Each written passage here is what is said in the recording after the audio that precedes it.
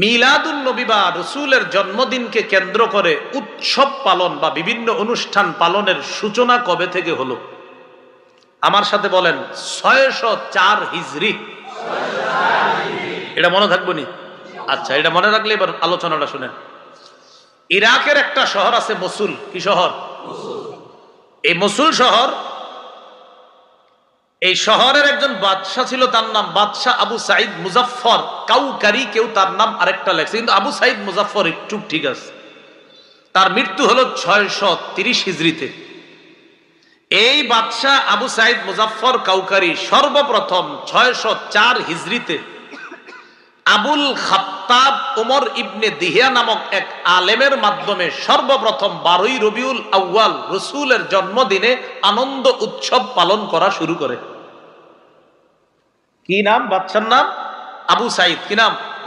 আবু সাইদ। পুরা নামটা আবু সাইদ মুজাফফর কাউকারি, পুরাটা মনে রাখা আবু সাইদ। আর একজন হুজুরের মাধ্যমে শুরু করছে, ওই হুজুরের নাম আবুল খাত্তাব ওমর ইবনে দিহিয়া। এই হুজুরের মৃত্যু হলো 633 হিজরিতে। ওনার মাধ্যমে 12ই রবিউল আউয়াল সর্বপ্রথম তারা উৎসব পালন শুরু করে। আচ্ছা, এই ব্যক্তি যিনি ওমর, মানে আবুল খাত্তাব ওমর, তার ব্যাপারে ইবনে হাজার আসকালানি লিসানুল মিজান কিতাবে লেখছে কাসিরুল ওয়াকিআ ফিল আইম্মাতি ওয়াস সালাফ মিনাল উলামা। এই লোকটা উলামায়ে কেরাম এবং ইমামদের ব্যাপারে খুব জঘন্য ভাষা ব্যবহার করত। এই লোকটা শাদীদুল কিবরি, লোকটা ছিল অহংকারী। লোকটা কি ছিল বলেন তো? খবিসুল লিসান, লোকটার ভাষা ছিল খুব খারাপ।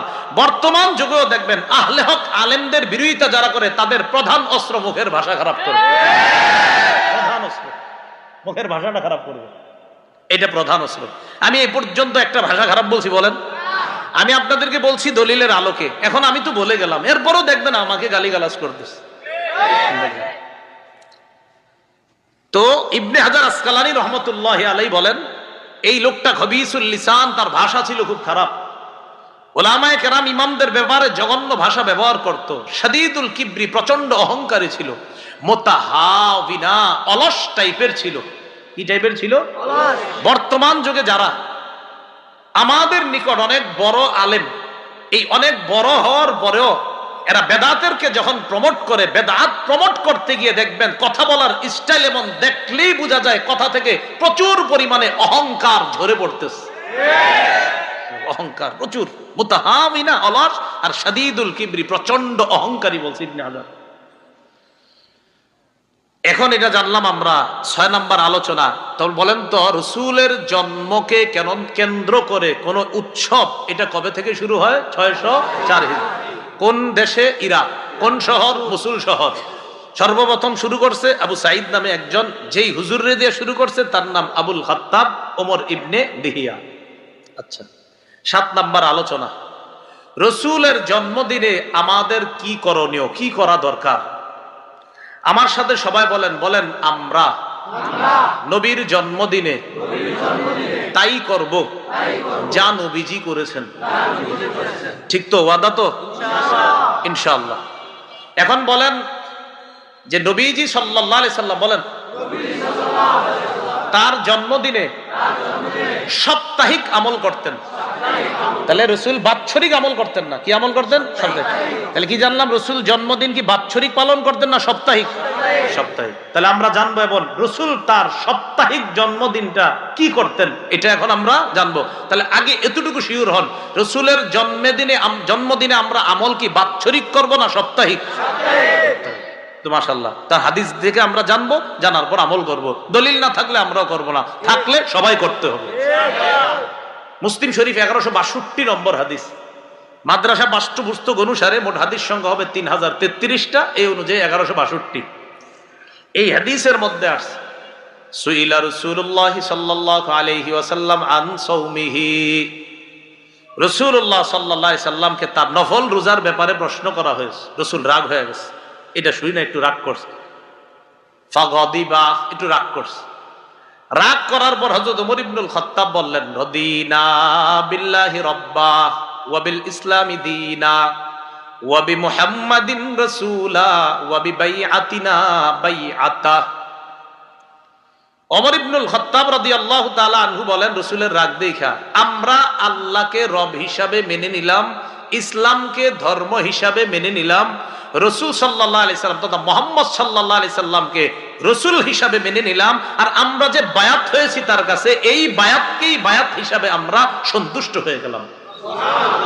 ওমর ইবনুল খাত্তাব এটা বলছে, নবীজির যেন আপনার এই রাগটা কমে যায়। একটু রাগ করছে, মানে নফল রোজা যে তোমরা কি পারবা বললে, এই জন্য একটু মুফাসসিরিন মুহাদ্দিসিনে কেরাম লেখছে যে নফল ইবাদত এরকম করার কারণে হয়তো রসুল একটু যে প্রশ্ন এত বারবার কেন করা, এই জন্য একটু রাগ হয়ে গেছেন।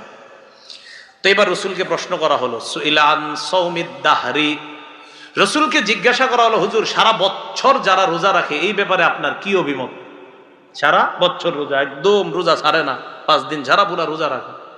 নবী জবাব দিলেন, লা সামা ওয়ালা আফতারা, যে ব্যক্তি সারা বছর রোজা রাখে সে রোজাও রাখে নাই, আবার রোজা ভাঙেও নাই। কি বললেন? সে রোজা রাখেও নাই, আবার রোজা ছাড়েও নাই। মানে এটা উৎসাহিত করেন নাই নবী, যে না এটা উৎসাহ দেন নাই যে না এটা ঠিক না, এটা না রাখাই ভালো। নবী বললেন সে রোজাও রাখেও নাই, আবার ছাড়েও নাই। নাজায়েজ বলেন নাই কিন্তু, মানে বোঝা যায় রসুলের কথায় রসুল এই রোজায় উৎসাহ দিচ্ছেন না যে সারা বছর রোজা রাখো।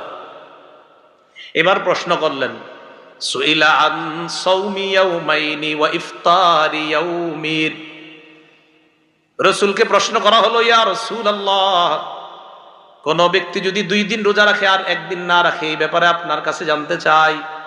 আজকে রাখলেন, কালকে রাখলেন, পরের দিন রাখবেন না।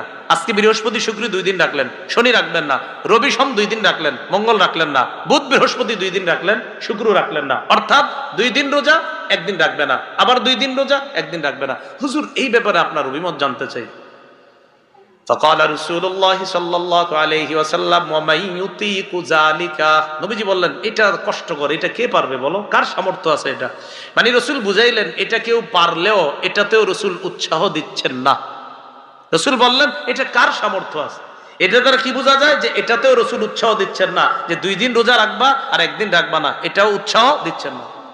এবার তৃতীয় প্রশ্ন করলেন, ওয়াসুইলা আন সাওমি ইয়াউমিন ওয়া ইফতারি ইয়াউমাইন, প্রশ্ন করলেন হুজুর কেউ যদি 1 দিন রোজা রাখে আর 2 দিন না রাখে, আজকে রাখলেন পরে 2 দিন রাখবেন না, আবার রাখবেন আবার 2 দিন রাখবেন না, অর্থাৎ 1 দিন রোজা 2 দিন গ্যাপ, আবার 1 দিন রোজা আবার 2 দিন গ্যাপ, এটা রাখলে কেমন হয়?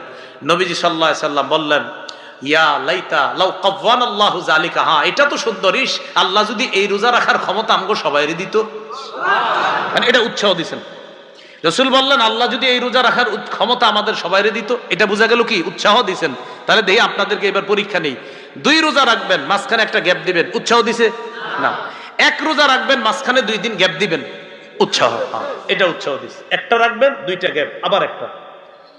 এবার নবীজির প্রশ্ন করা হলো, সুইলা আন সাওমি ইয়াউমিন ওয়া ইফতারি ইয়াউমিন, হুজুর কেউ যদি 1 দিন রোজা রাখে 1 দিন গ্যাপ দেয়, 1 দিন রাখলো 1 দিন গ্যাপ, আবার 1 দিন আবার 1 দিন গ্যাপ, নবীজি বললেন যাকা সাওমু আখি দাউদ আলাইহিস সালাতু ওয়াস সালাম, হ্যাঁ এটাও তো সুন্দর, এটা আমার ভাই দাউদ নবী এই রোজাটা রাখতেন। সুবহানাল্লাহ। কি বললেন? আমার ভাই দাউদ আলাইহিস সালাম এই রোজা রাখতেন।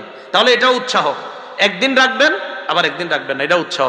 তাহলে প্রথম থেকে আবার সারা বছর রোজা উৎসাহ না, 2 দিন রোজা 1 দিন গ্যাপ উৎসাহ না, 1 দিন রোজা 2 দিন গ্যাপ উৎসাহ, 1 দিন রোজা 1 দিন গ্যাপ এটাও উৎসাহ। এবার রাসূল সাল্লাল্লাহু আলাইহি সাল্লামকে প্রশ্ন করা হলো, ওয়াসুইলা আন সাওমি ইয়াউমিল ইসনাইন, হুজুর সোমবারের রোজার ব্যাপারে জানতে চাই, একটু সুবহানাল্লাহ পড়েন। সুবহানাল্লাহ।